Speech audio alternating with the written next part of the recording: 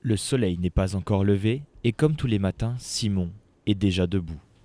Il ne travaille que dans 3 heures, mais pour cet addict du sport, c'est l'heure de la sortie. En général, je m'entraîne tous les jours de la semaine, une fois le matin, une fois l'après-midi, une fois le soir, pardon. Et je mixe entre de la course à pied, du vélo, un petit peu de crossfit et de la natation. En termes de nombre d'heures de sport, je tourne entre 14 heures et 18 heures. Après, ça dépend des périodes de l'année, quoi. Allez, on est parti. Le fait de couper rien que quelques jours, on a l'impression de régresser, on tremble un petit peu au bout de quelques jours, voilà, faut trouver une alternative. Donc souvent quand je m'entraîne pas, je travaille un peu plus au boulot, quoi. Je sais pas si on peut appeler ça de la drogue, parce qu'on prend pas de substance à dire, mais c'est un petit manque, quoi. Une pratique excessive du sport qui s'apparente à de la bigorexie.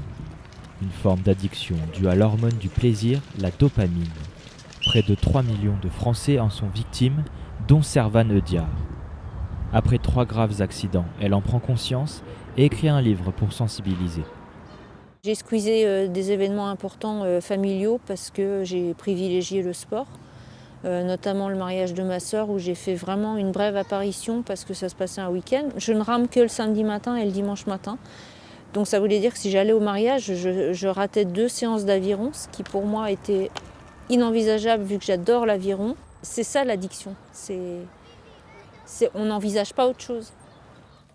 Plus qu'un simple culte du corps, la bigorexie est surtout liée à une détresse psychologique, selon le docteur Lecause.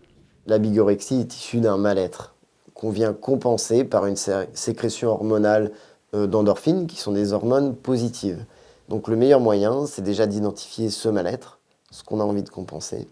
Et une fois qu'on l'a identifié, évidemment, essayer d'agir dessus et se rapprocher de ce qu'on appelle un équilibre de vie. En France, la bigorexie touche 15% des sportifs amateurs, principalement dans les sports d'endurance, comme le vélo, la course à pied ou la musculation.